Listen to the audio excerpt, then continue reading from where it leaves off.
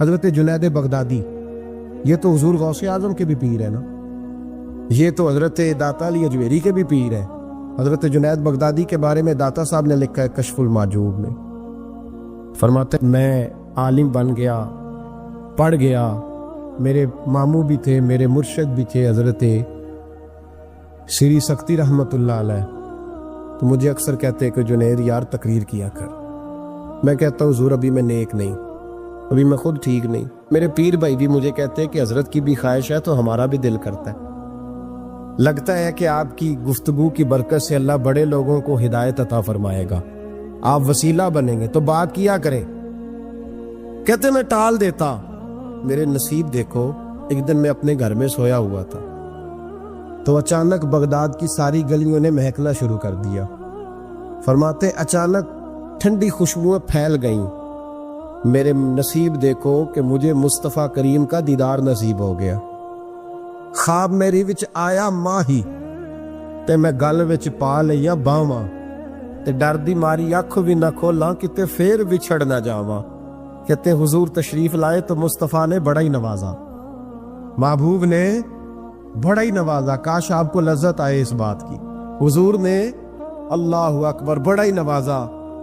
کہتے محبوب جانے لگے تو ہلکا سا جملہ، میٹھی سی بات، ایک جملہ بڑا میٹھا سا، جاتے دفعہ فرمانے لگے جنید تقریر کیا کر یار، تقریر کیا کر۔ داتا صاحب لکھتے ہیں، داتا صاحب فرماتے ہیں کہ حضرت جنید بغدادی کہتے ہیں عرض کی حضور اب تو ضرور کروں گا، اب تو روز کروں گا، کھول کے کروں۔ فرماتے ہیں میں جب اٹھا نا، فجر کی اذان ہوئی، وضو کیا، سنتیں پڑھی تو دل میں چور آ گیا۔ میرے دل میں خیال آیا کہ پیر صاحب نے تو کبھی نہیں بتایا کہ انہیں دیدار ہوا ہے، تو مجھے تو ہوا ہے نا۔ پیر صاحب نے، بہت سارے لوگ پیر صاحب سے خود سیانے ہوتے ہیں نا، ان کو خود نور نظر آتا ہے روز خواب میں، وہ بہت سارے جلوے خود بیان کر لیتے ہیں۔ تو کہتے ہیں میرے دل میں خیال آیا کہ پیر صاحب نے تو کبھی نہیں بتایا، تو مجھے تو ہوا ہے۔ کسی درویش نے ایک شعر کہا تھا، پر بڑے مسئلے اس نے حل کیے۔ وہ کہنے لگا جڑے محرم راز حقیقت دے او راز حقیقت کھول دے نہیں، او جنہ ویکھیا نہیں او کرن گلاں، جنہ ویکھ لیا او تے بول دے ہی نہیں، جنہ ویکھ لیا او ان سے بولا جاتا بھی نہیں، بولا جاتا بھی نہیں۔ وہ کہتے میں سنتے گھر پڑی تو خرامہ خرامہ چلا تو دل میں چور تھا، بانج فقیروں کسے نہیں ماریا، اے ہوئی چور اندر دا۔ کہتے میں گیا حضرت کے پیچھے نماز پڑھی 7ویں صف میں، تو اندر چور تھا کہ میرا تو درجہ اونچا چلا گیا ہے لیکن مجھے دیدار ہوا ہے۔ تو کہتے ہیں نماز حضرت نے خود پڑھائی تو نماز پڑھا کے کہنے لگے جنید آگے آ جا۔ فرماتے میں 3ری صف میں آ گیا تو کہنے لگے چل یار تھوڑا اور نیڑے آ جا۔ کہتے میں قریب جا کے نا پہلی صف میں بیٹھا تو کہنے لگے ادھر آ میرے ساتھ بیٹھ۔ کہتے میں ان کے ساتھ بیٹھ گیا، حضرت کے ساتھ، یہ بھی کسی نصیبوں والوں کو نصیب ہے نا۔ کہتے میں ساتھ بیٹھ گیا مرشد کے، تو شیخ تسبیح رول رہے تھے، ادھر دیکھنا میری طرف، تسبیح پھیر رہے ہیں، اور تسبیح پھیرتے پھیرتے نا اچانک آنکھ اٹھائی اور میری طرف دیکھ کے کہنے لگے اب تقریر کرو گے نا، جڑے محرم راز حقیقت دے، اب کرو گے نا تقریر۔ تو میرے اندر تو جور تھا، میں نے کہا جی اب کیا ہوا ہے؟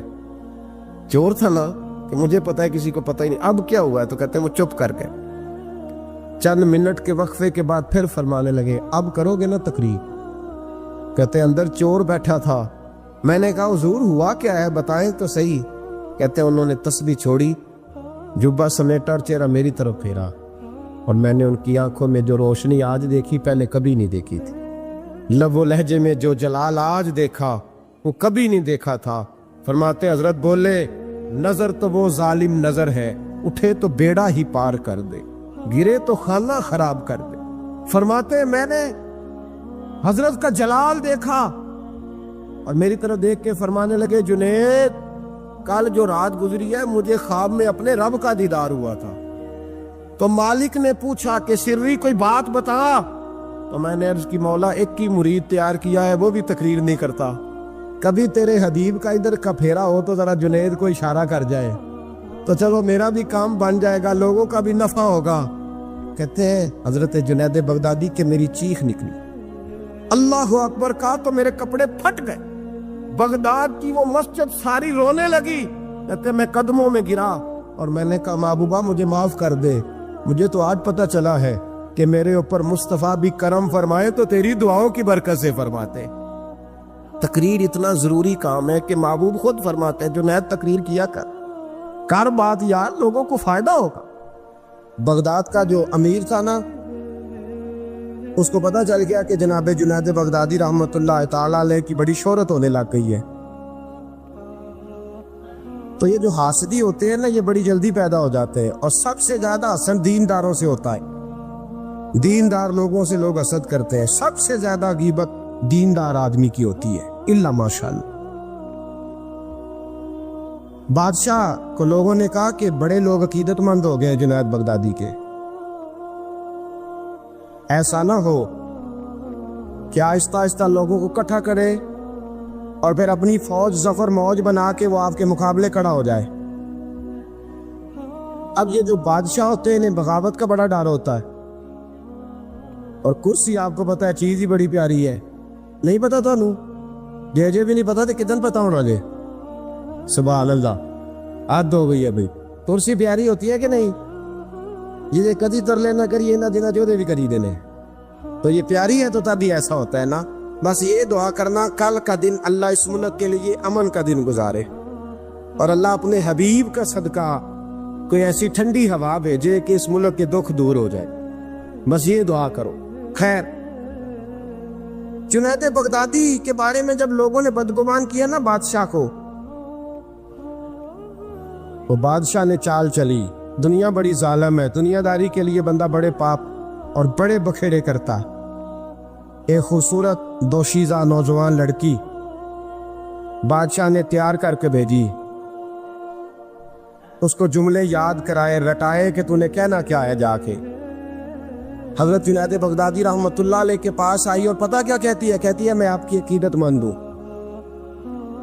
کنیز بن کے آئی ہوں، دین سیکھنے آئی ہوں، اللہ اللہ سیکھنے آئی ہوں، آپ اس طرح کریں مجھے غلامی میں قبول کر لیں۔ حضرت جنید بغدادی نے یوں نظر اٹھائی، اس بی بی کے چہرے پہ نظر پڑی، اس عورت نے چیخ ماری، وہ تڑپی اور اس کی روح نکل گئی۔ پیغام گیا بادشاہ کو، مر گئی ہے بی بی، منوا لو۔ بادشاہ کو بڑا غصہ آیا کہ میرے محل کی سب سے خوبصورت عورت جنید بغدادی کے ہاں گئی، مر گئی۔ پیغام بھیجا، جنید میرے دربار میں آؤ۔ حضرت جنید بغدادی فرمانے لگے فقیر کا بادشاہوں سے تعلق ہی کوئی نہیں، میرا بادشاہوں سے تعلق، میں نے کیا لینے آنا؟ تجھے کوئی کام ہے تو الگ بات ہے، مجھے تجھ سے کوئی کام نہیں۔ بادشاہ کو اور غصہ آیا، میرے پاس نہیں آیا، گھوڑے تیار کیے، لشکر بنایا، حضرت جنید بغدادی کے پاس پہنچ گیا۔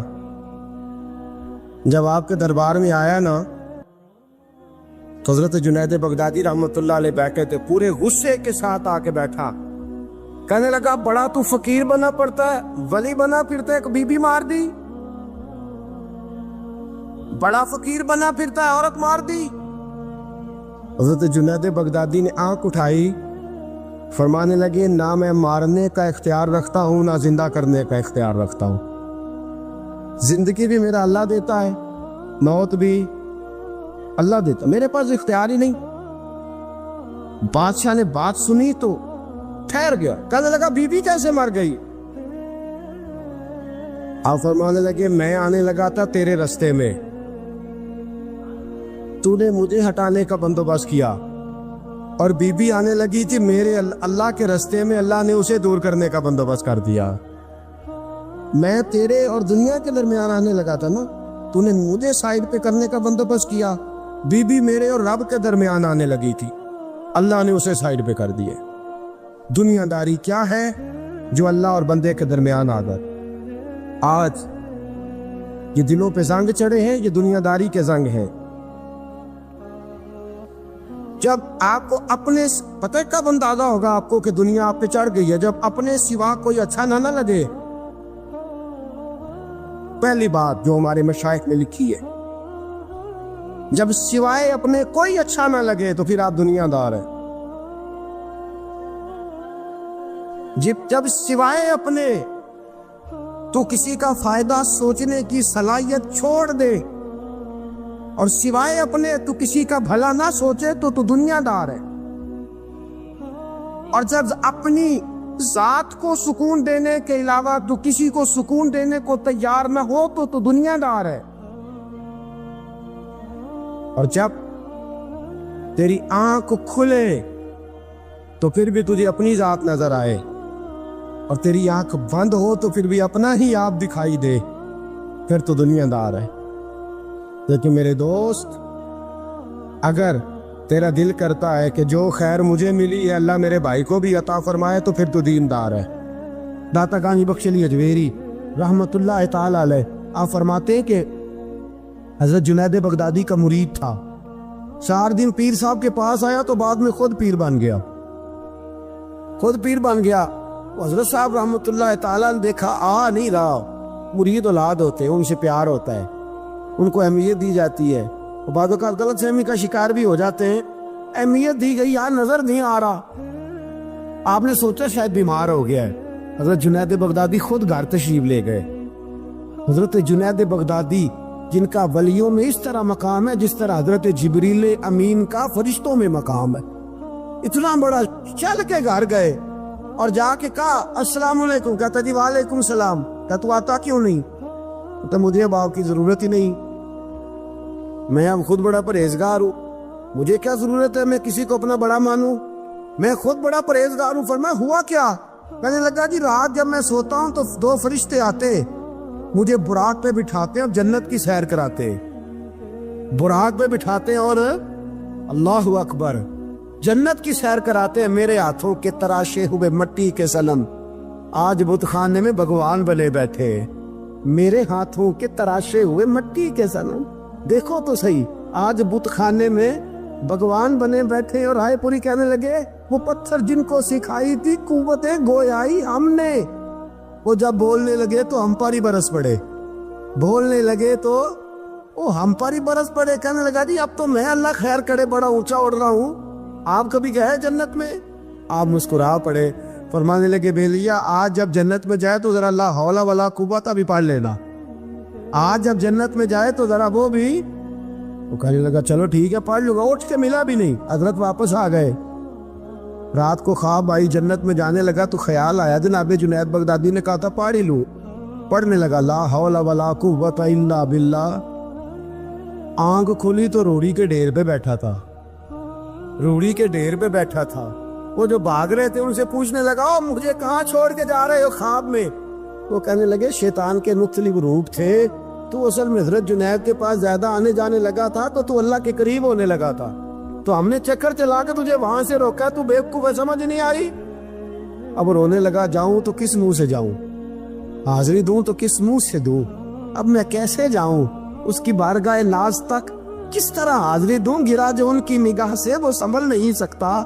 لیکن جیسے ہی دروازے سے اندر داخل ہوا حضرت جنید نے آنکھ اٹھائی اور مسکرائے، فرمایا میں نے تجھے پہلے ہی کہا تھا کہ لاہور تو پڑھ لینا، فرمایا آ جا، اللہ والوں کے دروازے بند نہیں ہوا کرتے، رب کریم کے بندوں کے دروازے تم ہی بند کرتے ہو، دل کا دروازہ جب بھی کرتے ہو، یہاں تو دروازہ کوئی قابل تو ہو، ہم شان نہیں دیتے، مانگنے والوں کو تو دنیا بھی نہیں دیتے ہیں، تو آ تو صحیح، تو دیکھ تو صحیح، آج ہی بڑی خانقاہیں آباد ہیں، بڑے اللہ کے بندے، بڑے اللہ کے بندے جو بڑے طریقے سے لوگوں کو قائل کرنے والے، سمجھانے والے، لیکن ہم کسی کے ساتھ اصلاح کا تعلق قائم کرنے کو تیار، یہ والا سرمایہ ہم اکٹھا ہی نہیں کرتے، ہم خود بڑے ہیں۔ اللہ کے بڑا وہ ہوتا ہے جس کا کوئی بڑا ہوتا ہے، بڑا وہ ہوتا ہے جس کا کوئی بڑا نہیں ہوتا، وہ کبھی بھی بڑا۔ تو یہ صحبت ہے، کسی نے مامور غزنوی سے کہا تھا تو بڑے عدل کرتا ہے، تو کہنے لگے اسی لیے کہ میں نے حضرت ابو الحسن خرقانی کی ڈیوٹی کی ہے، میں نے ایک اللہ کے بندے کی، اس نے میرا دل صاف کر دیا ہے۔ کہنے لگے حضرت ابو الحسن خرقانی کو میں نے پیغام دیا، میں نے کہا بابا جی ملنا ہے، تو بابا جی کہنے لگے تینوں کام میں کہ مینوں آج کل دا مولوی میری طرح دا ہوندا تے آندا چلو فوٹو تے آئے گی نا MP صاحب نے، جانا چاہیے چھیتی کرو، باقی کام چھڈو سارے، پہلے اتنے حاضری دئیے، ایک قضا نہ ہو جائے، اللہ خیر فرمائے۔ تو کہا اب بادشاہ وقت محمود غزنوی کہنے لگا حضرت ابو الحسن خرقانی سے ملنا ہے، تو فرمانے لگے کہاں دیا کہ مجھے، کہنے لگا جی مجھے، تو فرمانے لگے آجا ملنا ہے، تو میرا کیا کام ہے تیرے پاس؟ وہ کہنے لگا آپ کو پتہ نہیں میں اولی الامر ہوں، بادشاہ وقت اطیعوا اللہ واطیعوا الرسول واولی الامر منکم؟ تو آپ فرمانے لگے میری ابھی اطیعوا اللہ واطیعوا الرسول ہی پوری نہیں ہوئی، اس سے آگے گزروں گا تو کوئی اور بات ہوگی نا۔ خیر مجبور ہو گیا ابو الحسن خرقانی، توجہ ہے آپ حضرات کی، کہتے ہیں حضرت کے مجھے مجبور کر دیا تو میں خود گیا ملنے۔ جب میں ملنے حاضر ہوا نا تو میرے دل میں خیال آیا کہ شاید بابے کا خیال ہے کہ میں کنجوس بادشاہ ہوں۔ میں نے جب دیے نا موٹے نذرانے، اور جب میں نے ہیرے جواہرات مصلے کے نیچے چھوڑے اور چمک آنکھوں تک آئی، تو بابا جی اٹھ کے ملے ہی ملے۔ بڑی طاقت ہوتی ہے ان مال میں، سرمایے میں، لیکن کہتے ہیں جب میں اندر گیا تو بابا جی نے میرا استقبال ہی نہیں کیا۔ میں نے ایک ہاتھ آگے کیا تو بابا جی نے بھی ایک ہی کیا، دوسرا کیا تو پھر انہوں نے دوسرا کیا۔ کہتے میں بیٹھ گیا، انہوں نے نا میری تواضع کی، ایک روٹی میرے ہاتھ میں دی، کئی دنوں کی خشک روٹی، اور ایک پانی کا گلاس دیا۔ کہتے میں چبانے لگا نا تو میرے گلے میں پھنس گئی۔ بادشاہ نازک مزاج ہوتے، توجہ ہے اب حضرات کی۔ کہتے اب میں نے کیا کیا، روٹی تو نہ کھائی گئی تو میں نے نا تھوڑی سی شرپیاں مصلے کے نیچے رکھی۔ تو حضرت ابو الحسن خرقانی کہنے لگے ادھر دیکھیے گا، فرمانے لگے اور تو نے میری روٹی کیوں نہیں کھائی؟ کہنے لگا جی گلے میں پھنس گئی ہے۔ آپ مصلہ اٹھا کے کہنے لگے یہ دولت بھی لے جا، یہ بھی درویشوں کے گلے میں پھنس جاتی ہے، اس کو لے جا اٹھا کے، یہ بھی پھنس جاتی ہے، ہمارے گلے سے نیچے نہیں اترتی، نیچے لے جا۔ وہ کہتا جب میں نے اٹھائی تو مجھے سمجھ آ گئی یہ وہ والا صوفی نہیں، یہ اللہ والا صوفی ہے، یہ رب رب کرنے والا صوفی ہے، اس کی نظر میری جیب پہ نہیں، اس کی نظر تو میرے دل پہ ہے۔ فرمانے لگے اب جب میرے دل کی صفائی ہو گئی نا، توجہ ہے اب حضرات کی، جب صفائی ہو گئی نا دل کی، میں نے کہا نہیں یہ اللہ والے۔ تو کہتے ہیں میں اٹھا تو حضرت ابو الحسن خرقانی بھی کھڑے ہو گئے اور مجھے باہر سواری تک چھوڑنے آئے۔ کہتے ہیں جب سواری تک آیا تو میں نے کہا کہ حضور آتی دفعہ تو کوئی پروٹوکول نہیں، اور ماننے لگے جب تو آیا تھا تو اللہ والوں کے بارے میں برا گمان لے کے آیا تھا، اور اب تو جا رہا ہے تو اللہ والوں کے بارے میں دل صاف کر کے جا رہا ہے، اب تیری عزت کرنا ضروری ہو گیا۔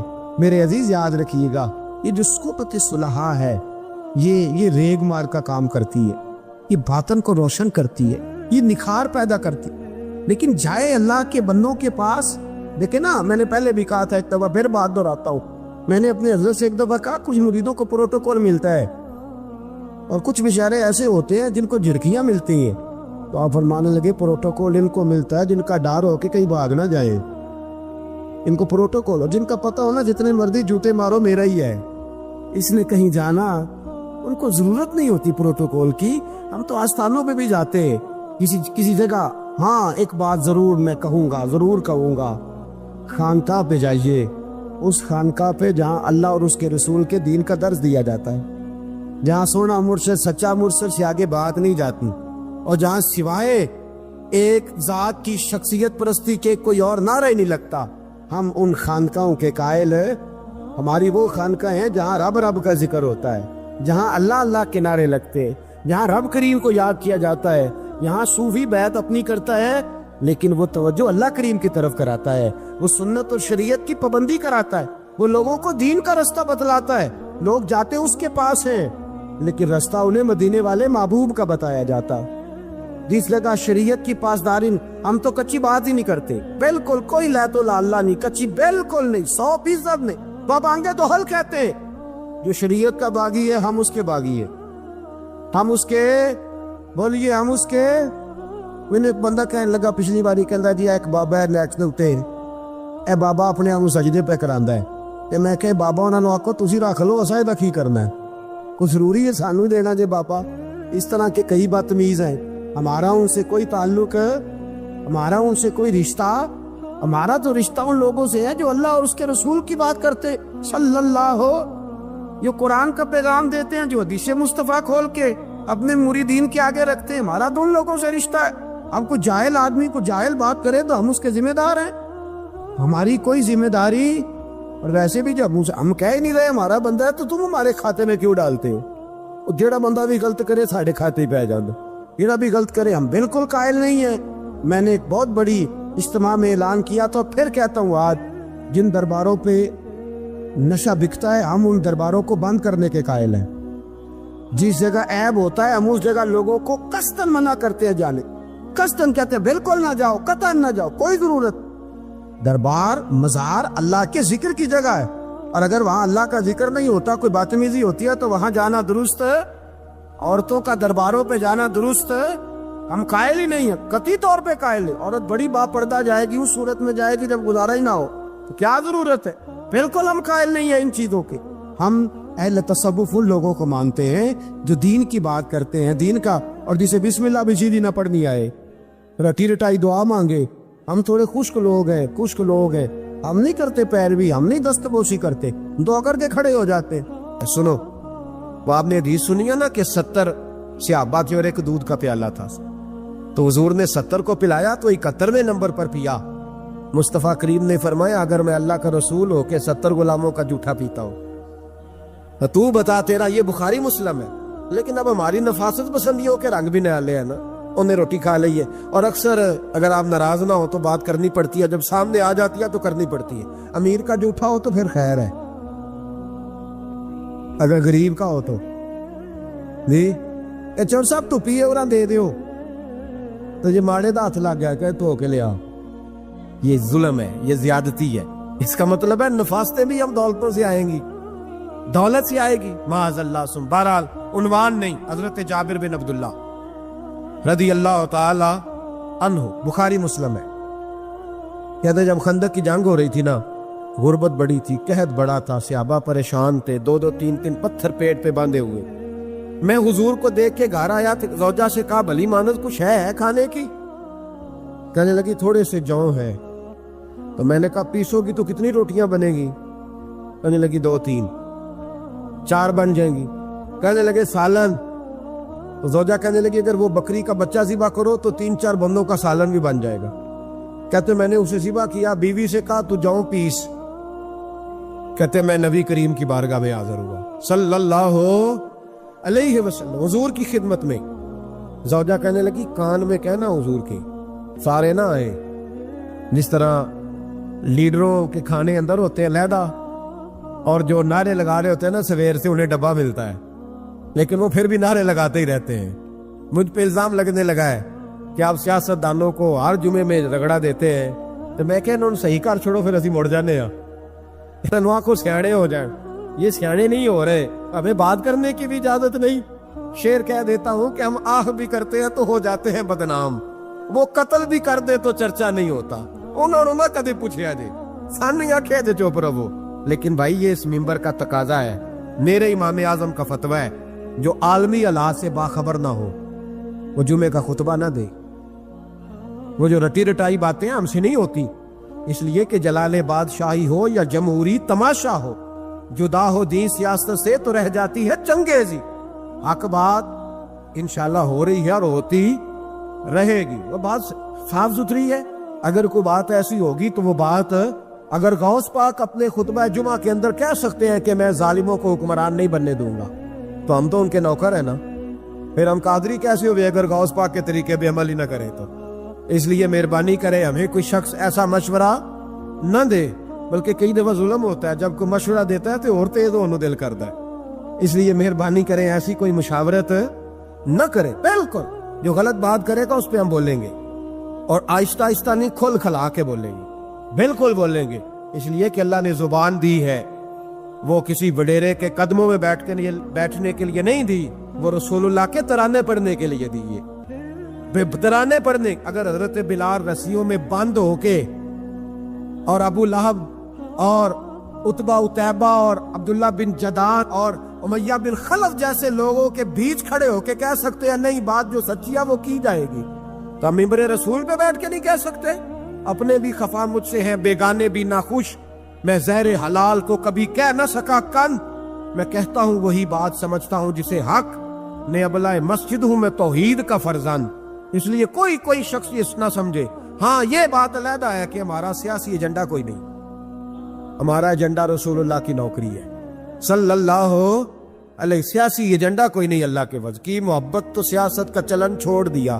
ہم اگر عشق نہ کرتے تو حکومت کرتے، وہ بات علیحدہ ہے۔ بہرحال عام دام برسر مطلب حضرت جابر ابن عبداللہ رضی اللہ تعالیٰ عنہ کہتے ہیں زوجہ نے کہا کان میں کھانا، میں نے کان میں جا کے کہا حضور 2-4 بندوں کی روٹی ہے، آ جائیں کھانا کھا لیں۔ وہ والا رنگ نہیں تھا نا کہ لیڈروں کا کھانا اور کارکنوں کا کھانا چلو اور گل کر لینے، پیران دی یخنی تے روٹیاں پہ ہو کے کہندے حضرت جی بیمار نے تے مرید لنگر کھانے دے شفا ہے، تے میں کہا تو بھی کھا مار تینوں بھی شفا ہو جائے گی، تو آپ لے لیو تے چوری پکائی اندر۔ یہ رنگ وہاں نہیں تھا۔ میرے نبی پاک سید عالم صلی اللہ تعالی علیہ وسلم کے کان میں کا حضور 4-5 بندوں کی روٹی ہے، حضور باہر نکلے خندق سے، باہر نکل کے فرمایا چلو بھئی سارے، جابر نے کھانا پکایا ہمارا۔ حضرت جابر کہتے ہیں میں نے دوڑ لگائی، گھر آ گیا اور میں نے کہا تجھے تیری مار ہوئے، حضور تو 1000 سے زیادہ بندہ لے کے آ رہے۔ تو کہتے تو نے کہا نہیں تھا نبی پاک سے 4-5 بندوں کا ہے۔ حضرت جابر کی زوجہ کا عقیدہ سنو، کہنے لگے میں نے تو کان میں کہا تھا، دوسرے نے سنا بھی نہیں، وہ تو حضور نے کہا سارے چلو۔ تو کہتے ہیں زوجہ مجھے تسلی دینے لگی، کہنے لگی بس پھر جو نبی آ رہے ہیں وہ انتظام بھی کرائیں گے، جو آ رہے ہیں وہ انتظام بھی کرائیں گے۔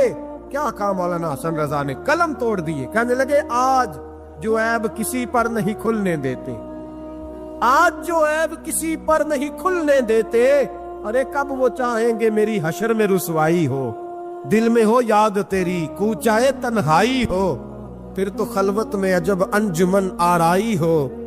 کہتے حضور آئے 1000 سے زیادہ کا لشکر لے کے اور مجھے فرمانے لگے روٹیاں نہ پکانا، پہلے آٹا میرے پاس لاؤ، اور چولہے سے کھانا نہ اتارنا، مجھے لے جاؤ۔ کہتے میں نے سالن بھی پیش کیا، روٹیاں بھی، حضور نے تھوڑا سا لواب دہن آٹے میں ڈال دیا، لواب دہن تھوڑا سا لواب دہن ہنڈیا میں ڈال دیا، فرمایا اب نکالتے جاؤ اور کھاتے جاؤ، میرا جھوٹا ہو گیا اب نکالتے جاؤ۔ حضرت جابر ابن عبداللہ کہتے ہیں 1400 بندے نے کھایا، ہمیں نہیں پتا روٹیاں کدھر سے آئی، اتنی برکت ہوئی پتہ نہیں کدھر سے آئی، سالن پتہ نہیں کدھر سے آیا۔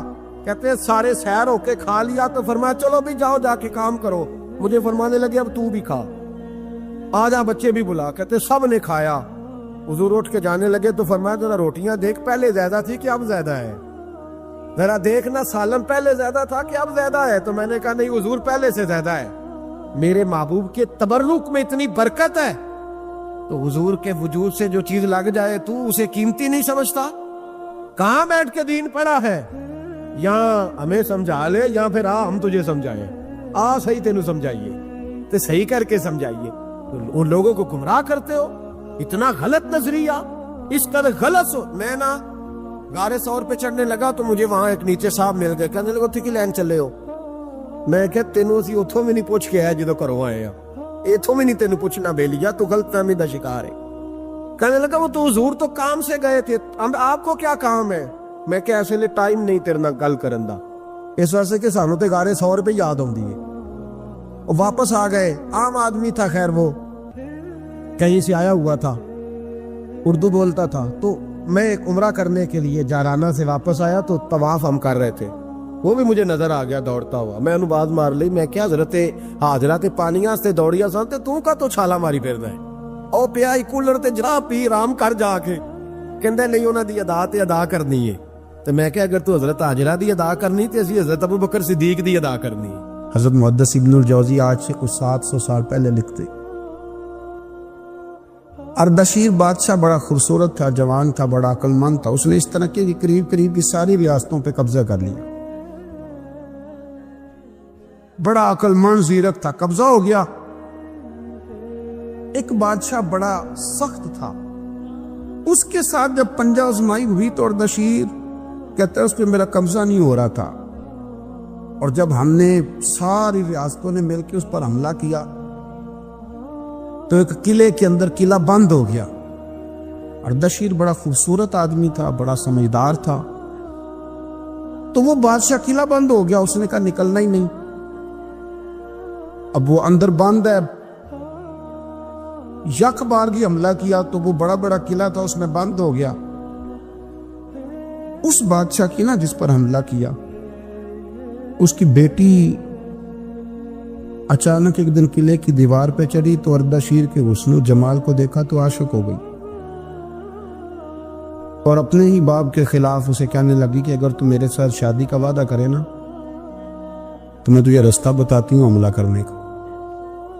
اس نے کہا میرا وعدہ رہا، تو رستہ بتا۔ اس نے رستہ بتایا اس لڑکی نے، اور بادشاہ نے حملہ کیا تو اس کا باپ قتل کیا، اس علاقے پہ قبضہ کیا شادی کے وعدے پر۔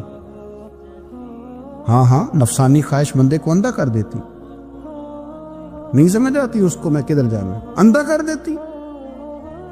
حملہ کیا، اور جب اس لڑکی کو لے کے آیا نا اپنے محل میں، تو پہلے دن شادی کی پہلی رات تھی، تو بستر بچھایا کنیز نے، تو وہ کبھی کروٹ ادھر بدلتی کبھی ادھر بدلتی، تو بادشاہ کہنے لگا کیا ہے؟ کہنے لگی بستر میں کچھ ہے، مجھے تکلیف دے رہی۔ اس نے چراغ جلائے، اور جب بستر اٹھایا تو ایک اتنا سا دھاگا نکلا۔ دھاگے سے عموماً تکلیف نہیں ہوتی، تو اس نے کہا تو اتنی نرم و نازر کہہ کے دھاگا؟ کہنے لگی میرا باپ نا میرے ساتھ اتنا پیار کرتا تھا کہ روز میرا بستر بھی خود بچھاتا تھا، اور اس نے آلہ رکھا ہوا تھا، وہ ناپتا تھا کہ کوئی پایا اونچا نیچا تو نہیں، میری بیٹی کا بھینس سوتے وقت خراب نہ ہو جائے، اور میرے لیے گوشت اور کپڑے بھی خود پسند کر کے لاتا تھا، کھانے پینے کا خود خیال کرتا تھا۔ اردشیر کہنے لگا اچھا وہ اتنا پیار کرتا تھا، اور پھر تو نے اس کے ساتھ کیا کیا؟ کہنے لگا بلاؤ کنیزوں کو بلایا، فرمایا اس کو اٹھاؤ اور جلاد کے پاس لے جاؤ، اسے کہو کہ اس کے بال ایک گھوڑے کے ساتھ باندھے، پیر دوسرے گھوڑے کے ساتھ باندھے، اور ایک گھوڑا ادھر بھگا دے کدھر بھگا دے۔ یہ جس کے باپ نے اتنا پیار کیا، یہ نفس کی اتنی غلام ہے کہ اس کی وفادار نہیں رہی تو میری وفادار کیسے بنے گی؟ اس نے اتنے نازوں سے پالا کہ دھاگا اسے برداشت نہیں۔ او یارو یاد رکھو، اگر نفس کی غلامی کرو اور بڑے بڑے وفاداروں کو چھوڑ کے غلامی کرو تو پھر کہو وفادار مل جائیں، کوئی بول اب لڑا نہ بول بیٹھی، ان دے خصم ناراض بڑبولیاں دے، کہاں سیر کھائے تے بلبل ٹھنڈ پائے، بڑے فرق نہیں سجنا بولیاں دے، جڑیاں خصماں دی وچ رضا وسن، پاگ جاگ جاندے انہاں گولیاں دے، آپ ادلیاں نو سردار پین تکے تے شرما والیاں نو چوٹے ڈولیاں دے۔ اپنے نفس کے پیچھے چلو گے تو یہ تباہی ہے۔ جب ہم نے کسی سے وفا نہیں کی تو یہ کیا امید ہوئی کہ دنیا ہم سے وفا کرے گی؟ اللہ رسول کی مرضی کے مطابق اصول پسند زندگی بنائے، ایک ایک کر کے اپنی خواہشات سے پیچھے ہٹے۔ ہمارے ایک بزرگ تھے، تو ایک دن میں گیا تو کہنے لگے الحمدللہ آج میں بڑے سکون میں ہوں۔ میں نے کہا جی وہ کیا ہوا؟ کہنے لگے میں اپنے آپ کو بڑا پیر صاحب سمجھنے لگ گیا تھا، تو ایک بابڈا کے کسی آدمی سے کام تھا، تو میرے ایک دوست نے مجھے کہا کہ پیر صاحب اس کو ٹیلی فون کر دے، سنا ہے آپ کا عقیدت مند ہے۔ میں نے اس بندے کو ٹیلی فون کیا تو کہتا پیر صاحب میں عزت آپ کی بڑی کرتا ہوں پر یہ کام نہیں ہو سکتا۔ کہتے ہیں جب اس نے مجھے کہا نا تو کچھ بھی نہیں، تو مجھے بڑا مزہ آیا، ورنہ میرا تو نفس پھول گیا تھا۔ میں تو سمجھتا تھا کہ جو میں کہتا ہوں ویسے ہی ہو جاتا ہے۔ کہتے اس نے تھوڑا سا نا مجھے لیول میں کیا ہے، مجھے مزہ آیا۔ یہ لوگ نا اپنے اوپر بوجھ ڈالتے تھے، یہ تھوڑا تھوڑا پیچھے ہٹتے تھے، یہ سمجھتے تھے کہ اس طرح تمہاری تکمیل رہ جائے گی، صبح سے شام تک اگر اسی نفس کی باتیں مانتے رہیں گے تو خرابی کرے گا۔ ابو بکر شبلی رحمۃ اللہ تعالی علیہ کی بیٹی خوبصورت تھی، ایک نوجوان کہنے لگا میرا نکاح کر دیں۔ آپ فرمانے لگے پتر تو 1 مہینے کے بعد آنا کر دوں گا، بڑی موٹی تازی خوبصورت صاحبزادی۔ تو حضرت نے اسے دوائی کھلائی، اسے پخانے لگ گئے، جو پخانہ کرتی ایک مٹکے میں سنبھال دیتے۔ تھوڑا وقت گزرا تو وہ ہڈیوں کا پنجر بن گئی، مہینے بھر میں دست اتنے آئے کہ کمزور ہو گئی۔ تو ابو بکر شبلی 1 مہینے کے بعد نوجوان کو بلایا، فرمایا ادھر آ تیرا نکاح کروں۔ بچی دکھائی تو وہ کمزور بستر پہ پڑی، فرمایا شادی کرنے لگا اس سے نہیں میں نے کرنی۔ فرمایا یہ وہی ہے؟ کہنے لگا جی نہیں۔ فرمایا تو کہتا تھا مجھے عشق ہے، کدھر گیا تیرا عشق؟ کہنے لگا حضرت صاحب آپ کیسی بات کر رہے ہیں؟ فرمایا ادھر آ، پھر وہ مٹکا جس میں گند رکھا تھا وہاں لے گئے، فرمانے لگے تیرا اس کے ساتھ عشق تھا، یہ ہے تیرا عشق، فرمایا اچھا تو میں 4 دن روٹی کھلاؤں گا پھر تندرست ہو جائے گی، لیکن میں دیکھنا چاہتا تھا کہ تو میری بیٹی سے پیار کرتا ہے یا اس کے چہرے پہ آنے والی کچھ وقت کے لیے سرخی سے پیار کرتا ہے، اس لالی سے پیار کرتا ہے جو جوانی کے وقت بچوں اور بچیوں پہ آتی ہے، کس چیز کے دل دادا؟ یعنی کیا مطلب؟ نفس کی غلامی، سراسر غلامی، اور پلٹ پلٹ کے اور بڑے بڑے سیانے بندے چھوٹی سی خواہش کے لیے، بڑا سمجھدار بڑا سیانا بندہ۔ میں ایک بڑے بزرگ عالم تھے، میں ایک دفعہ ملنے گا تو پائے پکا رہے تھے، خود پائے پکا رہے تھے، تو وہ بڑے پیار کی بات ہوتی ہے نا جی، تو تامت باندھی ہوئی اور بڑی جناب خستہ حالی، اور وہ پائے پکا رہے ہیں، تو میں نے ان سے کہا حضرت جی پائے تو کسی اور نے بھی پکا لینے تھے، آپ بخاری لے کے بیٹھتے، چلو میری طرح کا کوئی بندہ آپ سے استفادہ بھی کر لیتا، اب پائے آپ لائیں گے پھر پکائیں گے پھر آپ کھائیں گے، تو یہ تو 24 گھنٹے آپ کسی کام میں گزر جائیں گے۔ تو یہ ایک چھوٹی سی خواہش کے لیے، میں کسی چیز کو حرام نہیں کہہ رہا، ہماری خواہشات ماں پالتی ہے، آپ کو نہیں پتا کتنے دکھ سہتی ہے۔ میں ان ماؤں کو جانتا ہوں جو بیٹے کے حصوں کی مار بھی اس کے ابے سے کھاتی ہیں، مار کھاتی ہیں وہ۔ ایک خاتون ایک کان سے سنتا نہیں، میرے پاس ایک دفعہ آئی، کہنے لگی ساٹھ لگ گئی سی، کوئی دعا کر دے، یا آپ کو وظیفہ پر ڈاکٹر کہتے ہیں ٹھیک نہیں ہو سکتے۔ میں نے کہا باجی صحیح بتاؤ مسئلہ کیا ہے؟ کہیں نہیں کچھ بھی نہیں، مسئلہ کیا ہونا ہے، پتر غلط نکل آیا ہے، اس کا باپ روز مارتا ہے، میں آ بھی گئی ہوں تو اس نے ایک تھپڑ میرے کان پہ مار دیے، پردہ پھٹ گیا۔ مائیں مار کھاتی ہیں، لیکن وہ پتر جس کو بڑی محنت سے پالا ہے، وہ جوان ہوتا ہے تو اماں سے کہتا ہے تجھے چھوڑ دینا ہے، پر جس لڑکی سے میرا ٹیلی فون پہ رابطہ ہے اسے نہیں میں نے چھوڑنا، وہ نہیں چھوڑ سکتی، ہر شے کچل جاتا ہے وہ۔ اماں کبھی بلیٹ کے رات کو سوچتی ہے کہ یہ تو میری کل کمائی تھی، میں تو آج بھی اس کے حصے کے تھپڑ اپنی گالوں پہ برداشت کر رہی ہوں، تو یہ کدھر گیا؟ کس چیز کے دل دادا؟ یعنی کیا مطلب؟ نفس کی غلامی، سراسر غلامی، اور پلٹ پلٹ کے اور بڑے بڑے سیانے بندے چھوٹی سی خواہش کے لیے۔ حضور سید عالم صلی اللہ تعالی علیہ وسلم نے فرمایا بڑا بیوقوف ہے وہ شخص، ذرا ترتیب دیکھیے، حضور کی زبان سے نکلے ہوئے حکمت کے موتی، مسند امام احمد بن حنبل، فرمایا وہ بڑا بیوقوف بندہ ہے جو چلتا اپنی خواہشات نفس کے پیچھے اور امید یہ رکھتا ہے کہ رب مجھے آخرت میں انعام عطا کرے گا۔ چلتا کس کے پیچھے؟ خواہش کے پیچھے، اور کہتا یہ ہے کہ اللہ مجھے قیامت میں انعام دے گا، تو انعام تو اسے دیا جاتا ہے نا جو کوئی محنت کرتا ہے۔ دیکھیں نا، جس کا منہ پنڈی کی طرف ہے تو پنڈی وہ پہنچے گا، کہ وہ جس کا منہ پنڈی کی طرف ہے وہ لاہور پہنچ جائے گا۔ منہ پنڈی کی طرف کرنا اور خواہش لاہور کی رکھنا، منہ کر لینا لاہور کی طرف اور خواہش پنڈی کے رکھنا تو نہیں ہے، یہ تو نہیں نہ ہوگا۔ پیچھے جو تلے خواہشات نفسانیہ کے ہمارے ہاں نا بہت بڑا رٹا ہے، آپ یقین کریں، میں اکثر کہتا ہوں، میں یہ کہا کرتا ہوں کہ ہمیں نا اپنی مرضی کا سارا کچھ چاہیے، اپنی مرضی کا سارا کچھ۔ ابا جی بھی اپنی مرضی کے، بچے بھی، استاد بھی، پیر صاحب بھی، پیر صاحب بھی یہ میری مرضی کے ہونے چاہیے۔ بھائی وہ پیر صاحب ہے، یا تو تم اس طرح کرنا کہ تو خود پیر بن جا، وہ بھی میری مرضی کا، ہر شے میری مرضی کی۔ بلکہ قرآن مجید کے 13ویں پارے میں تو رب فرماتا ہے لوگوں نے نفس کی خواہش کو خدا بنا لیا ہے، نفس کی خواہش کو خدا بنا لیا، اس کے پیچھے بھاگتے۔ اپنی خواہشات تھوڑی تھوڑی کم کریں، زندگی میں تھوڑی کم کریں۔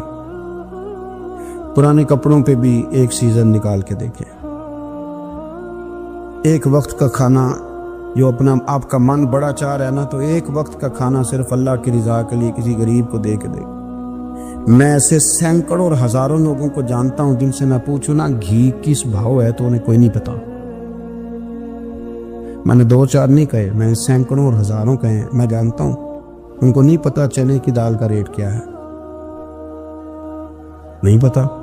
اور میں ایسے بھی سینکڑوں اور لاکھوں کو جانتا ہوں کہ جس کی بیوی رات کو خاوند کو کہتی ہے کہ جو سویرے گھی لائے تھے وہ ختم ہو گیا, سویرے بچوں نے اسکول جانا ہے تو پراٹھے پکانے کے لیے گھی کوئی نہیں, تو درمیان والا بیٹا تو خشک روٹی بھی نہیں کھاتا. دیکھو نا, ہم سیاست کی بات کر رہے ہیں, فلانے کا فیصلہ ٹھیک ہے کہ نہیں, اور ایک ہمارے محلے میں وہ گھر بھی ہے جو سویرے یہ ڈسکس کر رہے ہیں کہ بچوں کے لیے گھی نہیں ہے, انہوں نے اسکول. یہ سارے تبصرے, یہ ساری باتیں, یہ لمبے چوڑے, یہ تو پیٹ بھر کے روٹی کھانے کے مسئلے. اگر بھوک شدید لگی ہو تو پھر بات یاد نہیں رہتی. نفسیانی خواہشات کا حال یہ ہے کہ جو نیا موبائل کا نیا ماڈل آتا ہے وہ مارکیٹ میں شارٹ ہو جاتا ہے. ہیں ہم غریب لوگ. نیا ماڈل جو آتا ہے نا موبائل کا, وہ ہمارے ہاں مارکیٹوں میں ملتا نیا, یعنی پرانا ملے گا آپ کو, استعمال شدہ نیا. یہ وہ غریب ملک ہے جس کے اندر تھر میں لوگوں کو پانی نہیں مل رہا. اور میرے نفس کی خواہش یہ ہے کہ کہیں مجھ سے پہلے, میں نے اپنے کانوں سے سنی ہے بیویاں کپڑے خریدتی کپڑے کی دکانوں پہ, کل چھاٹ ہے ڈیزائن بڑے لوگ کا پا لیا ہے, وہ دے جو بھی کسی نے. جو میرج ہال زیادہ مہنگا بنتا ہے نا اس میں رش زیادہ ہے. سستے میرج ہالوں کے اندر رش, جائیں جا کے تجزیہ کرنے, میں آپ کو نتیجہ نکال کے دے رہا ہوں. وہ بھائی کدھر ہے وہ غریبی, کدھر ہیں وہ غریب لوگ؟ وہ تو پتہ نہیں بیچارے کہاں سو گئے, کونوں میں لگ گئے, وہ تو سانس بھی نہیں لیتے. ہماری خواہشات نفسانیہ اتنی بڑھ گئی ہیں, اتنی بڑھ گئی ہیں. دنیا کے اندر جو گناہ ہو رہے ہیں یہ روزی روٹی کے لیے نہیں ہو رہے. روزی روٹی تو اللہ دیتا ہے. جو لوگ جسم پروشی کر رہے ہیں, یہ جو لوگ لوگوں کی تجارت کر رہے ہیں, دھندے ہو رہے ہیں, تو روزی روٹی کے لیے نہیں, نفسانی خواہشات کے لیے. یہ کاروں اور بنگلوں کے لیے سارا کچھ ہو رہا ہے, یہ جائیدادوں کے لیے ہو رہا ہے, یہ نیا پٹرول پمپ لگانے کے لیے کوشش ہو رہی ہے. یہ ساری جدوجہد, مطلب آپ دیکھیں نا, ہمارے یہاں ایک گھر ہوتا ہے, گھر کے بعد ایک لان ہوتا ہے, اس سے صبر نہیں آتا تو اس کے بعد پھر فارم ہاؤس ہوتا ہے, ڈیرا ہوتا ہے, اس کی الگ ہمیں ضرورت ہے. نہ اتنے پیر نہ دنیا کے اندر آپ پساریں کہ دنیا سے جانے لگیں تجاروں کٹھے ہی نہ کر پائیں. نہ اتنے نہ, اپنی زندگی مختصر, محدود, تھوڑا سا, تھوڑی خواہشات, گنے ہوئے پیسے, نپے تلے کام. میں آپ کو صحیح بتاتا ہوں, جیسے جیسے انسان بڑا ہوتا جاتا ہے وہ الجھتا جاتا ہے, اس کے مسائل بڑھتے جاتے ہیں. آپ دیکھ رہے ہیں ہمارے ہاں لوگوں کی آمدن تھوڑی نہیں, خرچے زیادہ ہیں. مسائل اخراجات کے, آمدن کے تھوڑے ہیں. میرے رسول کریم صلی اللہ تعالی وسلم کے قربان جاؤں, مدینے والے حبیب نے کمال کر کے ہمیں دکھایا. حضور سید عالم علیہ السلام نے فرمایا, میں تو بھوک لگنے پہ روٹی کھاتا ہوں, میں تو بھوک پوری لگ جائے تو کھاتا ہوں. اور فرمایا پوری بھوک مٹتی نہیں تو میں ہاتھ کھینچ بھی لیتا ہوں, میں شکم سیری نہیں کرتا. بھوک, ہم تو ٹائم دے کے روٹی کھاتے ہیں, یہ نہیں کہتے بھوک لگی, کہتے 7 بج گئے, ناشتے کا ٹائم ہو گیا, اب 2 بج گئے, اب دوپہر کے کھانے کا یعنی ٹائم ہو جاتا ہے, بھوک لگے نہ لگے. اب مغرب ہو گئی تو شام کے کھانے کا. اپنی خواہشات کو سمیٹو ورنہ یہ غلام بنا لے گی. میں آپ کو صحیح بتاتا ہوں, بچپن میں, جوانی میں جن لوگوں نے خواہشوں کو نہیں نہ سمیٹا, میں کچھ ایسے لوگوں کو جانتا ہوں بڑھاپا آ گیا ہے. اب وہ چاہتے ہیں کہ ہم وہ غلطی چھوڑ دیں, پر وہ رچ بس گئی ہے. ان کے بچے انہیں کہتے ہیں ابا بس کر, لوگ شکایتیں کرتے ہیں, لیکن چونکہ جوانی میں کنٹرول نہیں کیا تو بڑھاپے میں کیسے ہوگا. ہماری خواہشات ہمارے لیے مصیبت بن گئی ہیں. ہم کچھ ایسی بری عادتیں تھیں جن کے پیچھے لگ گئے تو تباہ ہو گئے. واپس آئیں. میرے رسول کریم سید عالم صلی اللہ علیہ وسلم کے غلاموں نے نا اپنی زندگی کو محدود کر کے رکھا, محدود. حضرت سلمان فارسی رضی اللہ تعالیٰ عنہ حضرت عمر سے ملنے آئے. جناب عمر کہنے لگے یار بڑا کام کا بندہ ملنے آیا ہے, کوئی مطلب کی بات ملے گی. وہ جی کہنے والے بھی بڑے ہوتے ہیں نا, تو ان کا ویسے بھی حق نہیں بنتا کہ وہ جا کے بتائیں. کچھ ہوتے ہیں جو دوست ہوتے ہیں, جو بڑے ہوتے ہیں, وہ کئی دفعہ کچھ باتیں بتاتے ہیں, اصلاح کرتے ہیں, اس میں مزہ آتا ہے. حضرت عمر فاروق نے حضرت سلمان فارسی رضی اللہ تعالیٰ عنہ سے کہا یار بڑے دنوں کے بعد آئے ہو تو یہ تو بتاؤ میرے اندر کوئی غلطی تو نہیں. میں حکومت کر رہا ہوں, لوگ سارے عدل انصاف کی باتیں بتا رہے ہیں, میرے تقوی کی باتیں سنا رہے ہیں, کوئی غلطی تو سلمان فارسی رضی اللہ تعالیٰ عنہ کہنے لگے بالکل غلطی ہے عمر، تمہارے اندر بڑی شدید ہے، مجھے بڑی ناپسند ہے، اور شدید قسم کی غلطی ہے، نہیں ہونی چاہیے تھی۔ تو حضرت عمر فرمانے لگے بولو، عرض کی مدی کیا پورے 22 لاکھ مربع میل میں سب جگہ غربت ختم ہو گئی ہے؟ حضرت عمر کہنے لگے نہیں۔ تو فرمانے لگے مجھے پتہ چلا ہے کہ جب تمہارے پاس دوپہر کا کھانا آتا ہے تو سالن کے ساتھ چٹنی بھی آتی ہے، یہ غلطی نہیں؟ تمہاری حکومت میں 22 لاکھ مربع میل 24 لاکھ مربع میل سارے بندے پیٹ بھر کے روٹی کھانے لگے، عرض کی نہیں۔ تو فرمانے لگے حضرت سلمان فارسی عمر پھر تو 2 سالن کھاتا ہے کہ ایک وقت میں، اللہ سے ڈر نہیں آتا؟ جناب عمر فاروق رو پڑے۔ یہ بالکل جائز تھا، اس بات سے اگر کوئی منع کرتا ہے تو جائز نہیں دین میں، یہ بھی میں آپ کو بتا دوں، آپ کے پاس جائز پہلے 6 سالن کھائیں، میں کون منع کرنے والا، پر وہ عمر تھے نا، عمر کا منصب اور ہے۔ حضرت سلمان فارسی نے جب کہا تو عمر رو پڑے، کہنے لگے تو میرا سنگی ہے، میرے لیے دعا کر، میں اللہ کی بارگاہ میں توبہ کرتا ہوں، آج کے بعد یہ غلطی نہیں دہراؤں۔ اپنی خواہشات کو اتنا اصول پسندی کا نام نہیں، دور دور تک نام نہیں اصول پسندی کا۔ حضرت سیدنا بہلول دانا، بندہ سادہ تھا تو نام اس کا دانا تھا۔ آپ بیٹھے تھے تو ہارون رشید کا لشکر آنے لگا تو وہ ایک بندہ دوڑا آیا، کہنے لگا بابا رستے سے اٹھ جا، ہارون رشید آ رہا ہے۔ تو آپ فرمانے لگے تو غلام ہے نا، تو نے ڈیوٹی کر دی ہے نا، اطلاع دے دیا، میری مرضی اٹھوں چاہے نہ اٹھوں، تیری ڈیوٹی پوری ہوگی، تو جا، تیرا کام ہو گیا۔ کہنے لگا بادشاہ میں اس کا غلام ہوں، تو ناراض ہوگا، تو اٹھ جا۔ تو بادشاہ کہنے لگا تو اس کا غلام ہے تو وہ میرے غلام کا غلام ہے، اور اگر تجھے زیادہ دقت ہو تو اسے جا کے بتا دینا، بے شک میں کو ڈرتا نہیں اس سے۔ ہارون رشید کو جا کے بتایا کہ وہ سادہ سا بابا ہے، تو وہ کہتا ہے کہ ہارون رشید میرے غلام کا غلام ہے، تو ہارون رشید بھی ناراض ہوا، کہنے لگا پتہ کر لیتے۔ جا کے پوچھا یہ تم نے کیا کہا، غلام کے غلام؟ تو آپ فرمانے لگے بادشاہ سچ بتا، تو اپنے نفس کا غلام نہیں تو نفسانی خواہشات کا بتا، تو غلام نہیں تو دوسرے بادشاہ کا جس طرح کا تخت اور تاج دیکھتا ہے اس طرح کا بنوا کے رکھ نہیں لیتا، تو غلام ہے کہ نہیں نفس کا؟ بادشاہ چپ کر گیا۔ فرمانے لگے تو نفس کا غلام ہے اور نفس میرا غلام ہے اور میری مرضی پہ چلتا ہے، تو اب بول تو غلام کا غلام ہے کہ نہیں؟ تو ہارون رشید کہنے لگے حضرت بہلول دنا سے میں نے کئی دفعہ ارادہ کیا ہے کہ آپ سے نہ ملوں، پر آ ہی جاتا ہوں، پر فتح ہر دفعہ آپ کی ہو جاتی ہے، کامیابیاں آپ کو ہی ملتی۔ دوست تھوڑا نہ کہیں رکے۔ حضرت عبداللہ ابن عمر رضی اللہ تعالیٰ عنہ بیمار ہو گئے، شدید علیل تھے، طبیعت مبارک میں کمزوری آ گئی، کچھ کھانے کو دل نہیں کرتا تھا، گھر والے بار بار کہتے کچھ کھا لیجئے کچھ کھا لیجئے، نہیں کھاتے تھے۔ بالآخر اب حضرت نافع آپ کے غلام تھے، ان سے کہنے لگے کہیں سے مچھلی مل جائے نا تھوڑی سی، میں کھاؤں گا۔ تو کہتے ہیں میں سارے مدینے میں ڈھونڈتا رہا، مچھلی نہ ملی، اگلے دن بھی ڈھونڈی تو نہ ملی، تیسرے دن بھی ڈھونڈی تو نہ ملی۔ تو فرمانے لگے یار بس چھوٹی سی خواہش ہے، کوئی فرض نہیں ملتی تو رہنے دے۔ کہتے چوتھے دن مچھلی مل گئی، میں 1.5 دینار کی مچھلی لا کے حضرت عبداللہ ابن عمر رضی اللہ تعالیٰ عنہ کے سامنے جو مچھلی رکھی تو آپ نے لقمہ روٹی کا توڑا تھا، مچھلی کو لگانے لگے کہ دروازے پہ فقیر نے آ کے آواز دی کچھ کھانے کو دو۔ تو حضرت عبداللہ ابن عمر نے روک لیا اور ہنسے۔ کئی دفعہ دے ہم بھی دیتے ہیں پر ہمارا چہرہ دیکھنے والا ہوتا ہے، اتنے ہم غصے میں ہوتے ہیں، دے دیتے ہیں، لیکن جو چھلوٹیں ہوتی ہیں نا چہرے والی وہ گنی نہیں جاتی۔ ہنسے اور میں دیکھو میرا اللہ کتنا کریم ہے، وہ مجھے بچانا چاہتا، اٹھا بار دیا جا کے۔ تو خادم اب حکم کا پابند تھا، وہ لیت اللہ تو کر نہیں سکتا تھا، وہ گیا اور جا کے دے آیا۔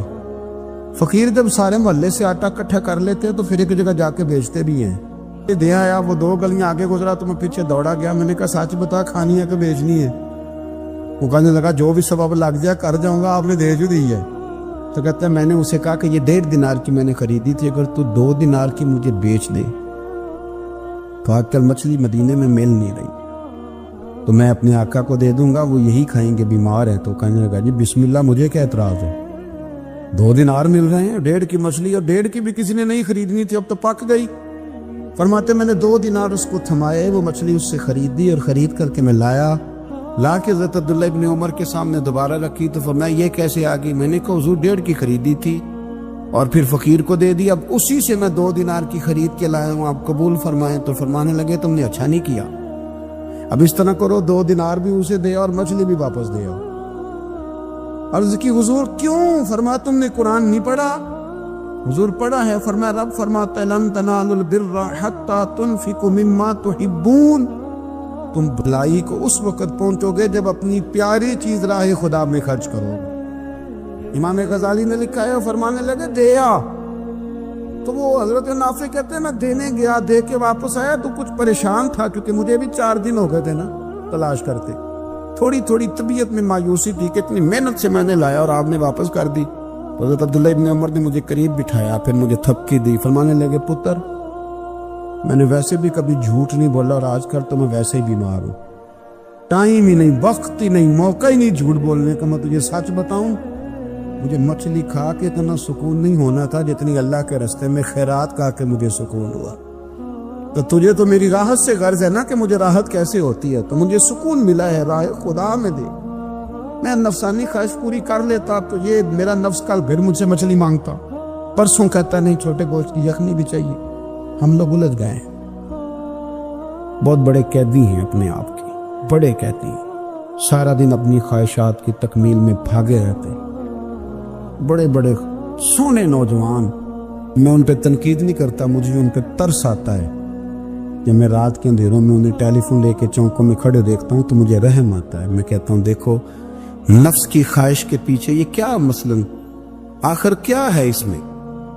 ایک عورت کے پیچھے تباہ کر لیا اپنے آپ کو، یعنی زیادہ سے یہ کوئی مقصود ہے؟ یہ کوئی مقصد حیات ہے جس کو مقصد بنا لیا؟ میرے عزیز بات کو سمجھ لے، اتنا خوبصورت آدمی ہے اور اتنا اس کا اونچا قد کاٹ ہے، اور کیا کس کے پیچھے یہ بھاگا ہوا ہے؟ بڑا سمجھدار، دانشور، عقل مند آدمی، ذی روح بندہ، لیکن اس کا سٹیٹس آپ یہ ملاحظہ کریں کہ وہ 20-40 ہزار کی خاطر جھوٹ بولتا ہے، دھوکہ دیتا ہے، فریب اور فراڈ کرتا ہے۔ ہم اپنی نفسانی خواہشات کے پیچھے اس طرح بھاگتے ہیں کہ ہم اصل سے رہ جاتے ہیں۔ میری باتوں میں سمجھ آ رہی ہے آپ حضرات؟ تھوڑا تھوڑا کر کے، ایک ایک کر کے ان کی باتیں کم مانی۔ ضروری تو نہیں نا کہ سویرے ناشتہ بازار سے اپنی مرضی کا تگڑا کیا، بازار سے لا کے پوڑیاں چنے بہترین کھائے، اور پوڑیاں چنے ابھی کھائے نہیں، شاپر میں ڈالے ہوئے ہیں، اور وہ لے کے ابھی آ رہا ہے تو ساتھ ہی رستے سے گوشت بھی چھوٹا اچھا لگا تو 2 کلو وہ بھی لے آئے کہ پوڑیاں چنے کھاؤں گا اور دوپہر کے لیے گوشت پکاؤں گا۔ وہ پہلے یہ تو کھا لے صاحب، اس سے تو نجات پا لے، یہ پتہ نہیں غم ہوتا ہے کہ کچھ اور کرتا ہے تیرے ساتھ۔ ہماری خواہشات بڑی لمبی چوڑی، خواہشات کے ساتھ ہی ہم دوستی کرتے ہیں، خواہشات کے ساتھ ہی ہم رشتہ داری کرتے ہیں، خواہشات کے ساتھ ہی ہم شادی کرتے ہیں، سارا کچھ خواہشات کے ساتھ۔ سیاسی شادی ہیں، وہاں شادی کریں گے تو اتنا مال آئے گا، اتنا کچھ جائے گا، خواہشات کے ساتھ۔ رشتہ داری خواہشات، غریب رشتہ دار سے دوستی نہیں، خواہش نہیں پوری کر سکتا امیر سے۔ ہر شے خواہشات کے لیبل کے اندر بندھی ہوئی۔ آپ دیکھ لیں سارے معاملات کو ہم نے اپنی نفسانی خواہش کے اندر رکھ دیا ہے۔ میری مرضی کے مطابق دنیا چلے تو ساری اچھی ہے، اور میری مرضی نہ سنے تو بندہ ایک بھی اچھا نہیں ہے۔ اپنی خواہشات کے چنگل میں ہم نے غلامی اختیار کر لی، صبح سے شام تک نفسانیت ہی نفسانیت۔ حضرت مولا علی شیر خدا کرم اللہ تعالی وجہ الکریم دشمن پر غالب آ گئے۔ جب غالب ہوئے تو اس نے معاذ اللہ حضرت علی پر تھوک دیا۔ کافر تھا، اس کا ارادہ یہ تھا کہ میں حضرت علی کو غصہ دلاتا ہوں تاکہ یہ مجھے جلدی مار دیں، لیکن اسے نہیں پتا تھا یہ علی ہے، اسے نہیں خبر تھی کہ یہ جو خمیر ہے نا، ان کی تربیت مدینے والے محبوب نے فرمائی ہے۔ یہاں جو چمک دمک ہے اس کا رنگ ساری دنیا سے نرالا ہے، انوکھا ہے، شاندار ہے، وزادار ہے، کمال ہے۔ کہا حضرت علی پر معاذ اللہ میں یہ کام کرتا ہوں تاکہ وہ جلدی قتل کر دیں گے، لیکن جب اس نے مولا علی کی طرف یہ نازیبا حرکت کی تو حضرت علی نہ تلوار چھوڑ کے پیچھے ہٹ گئے۔ توجہ کرنا، رزلٹ دیکھنا، مولا علی پیچھے ہٹ گئے، اور فرمانے لگے جا تو آزاد ہے. وہ کہنے لگا میں آزاد ہوں کس طرح کیسے؟ تو حضرت علی فرمانے لگے میرا تیرا ذاتی جھگڑا تو کوئی نہیں نا, نہ تو نے میری زمین پہ قبضہ کیا, نہ میرا مال لوٹا, نہ میری عزت پر آف ڈالا. میرا تیرا جھگڑا اللہ کی رضا کے لیے, خالص اس لیے کہ تو اللہ کی نافرمانی کر رہا, خالصتاً اس لیے تیرا اور میرا یہ جھگڑا ہے. باقی جہاں تک تعلق اس بات کا ہے کہ اب تو نے میری ذات شامل کر دی, اب تو نے مجھے تکلیف دے دی, اب تو نے مجھے اذیت میں مبتلا کر دیا. تو حضرت مولا علی شیر خدا فرمانے لگے اب ذات آ گئی ہے میری بیچ میں, اب میری ذات بیچ میں آ گئی ہے. اب اگر میں تجھے قتل کروں گا تو لگے گا میں نے اپنے ذاتی غصے میں قتل کیا. لہٰذا اب معاملہ یہ ہے کہ میں تجھے آزاد کرتا ہوں, اب تو چھٹی کر سکتا ہے, جا سکتا ہے, دوبارہ کبھی میرے ہاتھ آئے گی تو دیکھی جائے گی. مولا کائنات نے اسے چھوڑ دیا, لیکن وہ حضرت علی کا غلام بن گیا. وہ غلام بن گیا, کہنے لگا علی اب سمجھ آئی ہے کہ دین کتنا شاندار ہے, دین کتنا اعلیٰ ہے, دین کی قدریں کتنی پاکیزہ اور کتنی حسین ہے, اور کتنا منور ہے محبوب کریم کا دین. آپ مجھے کلمہ ہی پڑھا دیں. گویا جو بندہ تلوار سے فتح نہ ہو سکا وہ مولا علی کے خلوص سے فتح ہو گیا. حضرت علی کے خلوص سے, للہیت سے, اللہ کے ساتھ جو ان کا رشتہ تھا, اس رشتے کی برکت سے وہ آدمی فتح ہو گیا. میرے بھائی خلوص والا جو عمل ہوتا ہے نا, خلوص والا, وہ تو بڑا تھوڑا بھی ہو تو قبول ہوتا ہے. اس میں بڑی دیکھیں نا, اللہ کی بارگاہ میں مقدار نہیں دیکھی جاتی, معیار دیکھا جاتا ہے. مقدار نہیں دیکھی جاتی, معیار دیکھا جاتا ہے. ایک بزرگ تھے حضرت ابو مرتعش ان کا نام تھا. وہ فرماتے ہیں میرا 4تھا 5واں حج تھا, نفلی حج کرنے کے لیے میں جا رہا تھا. تیاری میری مکمل ہو گئی تھی, 2-4 دنوں میں میری روانگی تھی, ارادہ میرا مضبوط تھا, معاملات سارے طے ہو گئے تھے. بس میں